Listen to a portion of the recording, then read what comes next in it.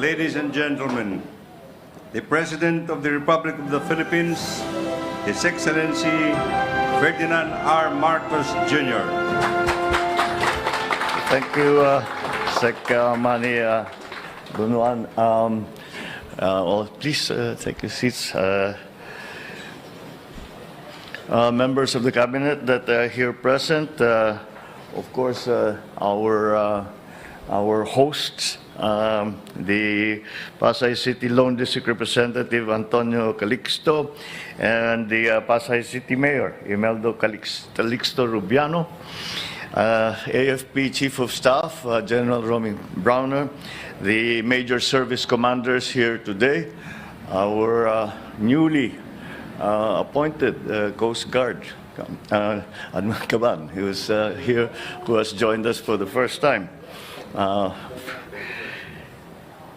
PNP Chief General Benji Acorda, fellow workers in government, distinguished guests, ladies and gentlemen, good afternoon. I have arrived back from Riyadh, Saudi Arabia, after a very short, but I can say successful and productive visit.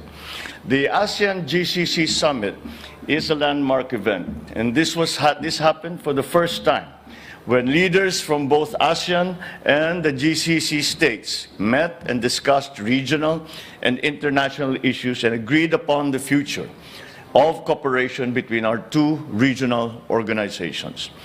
The summit provided an opportunity to project the Philippines' long-standing promotion of a rules-based international order, which is essential to the maintenance of peace, security, and stability in our regions, which sit astride two of the most vibrant sea lanes of trade and communications in the world. I highlighted in particular the ways that we can collaborate in the areas of energy, food security, and the enhancement of logistic chains for the continued progress of our independent global economy. I underscored in this regard our commitment to the full implementation of the ASEAN-GCC framework of cooperation from 2024 to 2028.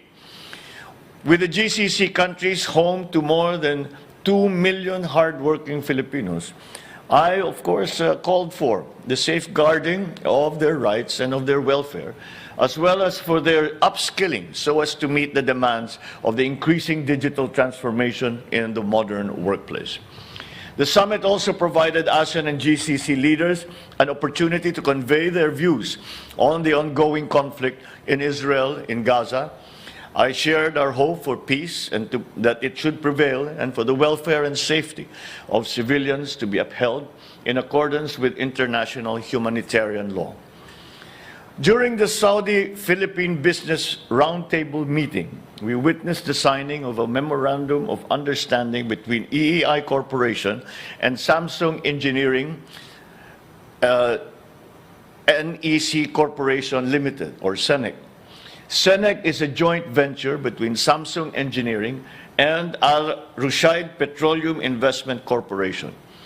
Under this agreement, a 500-person capacity training facility will be established in the Philippines to upskill Filipino employees in various professions in the construction industry. The facility aims to train at least 3,000 Filipinos a year and more than 15,000 Filipinos in the next 5 years, ready for deployment with their newfound skills. This agreement is valued at $120 million. The DTI also reported 3 other business-to-business agreements that were discussed among Saudi and Philippine human resource companies for the training and employment of Filipinos across a wide range of industries, including healthcare, hotel and restaurant and catering, maintenance and operation, amongst other operations. These agreements are expected to generate more than $4.2 billion and an additional 220,000 jobs for Filipinos over the next few years. I certainly enjoyed once again the vibrant Filipino community of Riyadh. I assured our kababayans of our continued support and assistance of the Philippine government in their sacrifices that they have made for the country and for their families, and that we will continue to support them in any way that they need. I also met with the Kuwaiti Crown Prince at the sidelines of the summit. And at that very quick, very short meeting, we agreed to continue to discuss some of the obstacles in our relationship in terms of the bans that we had imposed for employment. And he was very effusive in saying that we should remove all of those and we should continue as we had done before, which is a very important development because for a few months now we have had to ban the deployment of Philippine workers in Kuwait. Now that will end and we will now return to the normal state of affairs with the Kuwaiti government, and in fact they have moved very quickly. They have already started discussions at the ministerial level, at the ambassadorial level as well. Finally, I had the opportunity to meet the Crown Prince and Prime Minister of Saudi Arabia. We exchanged views on issues of common concern to our two countries, and I expressed hope that we can sustain the momentum of high-level exchanges as we expand cooperation in key areas of mutual benefit to our people.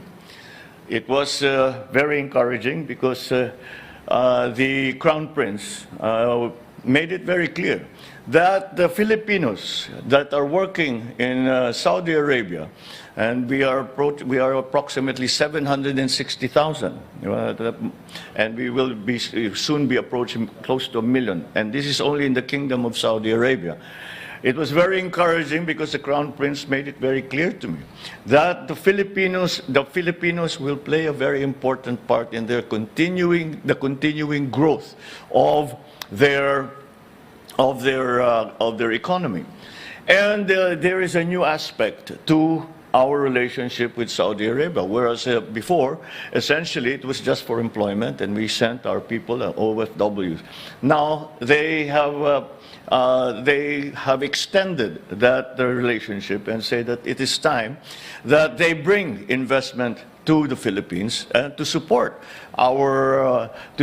their food supply situation, and to support the industries that they are going to expand and they're going to establish.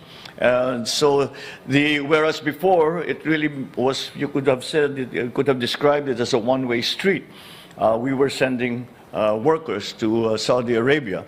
Now it will be more of a two-way street where we will certainly continue to send our workers to Saudi Arabia, but they will also, for their part, come to the Philippines and make capital investments here in the Philippines as they see ASEAN and the Philippines in particular as an area of very good potential for the development and transformation of their economy. So let me assure you that we will continue to advance our national interests as we further expand our partnerships abroad. Maraming salamat, magandang hapon po sa inyo lahat. Mabuhay po tayong lahat.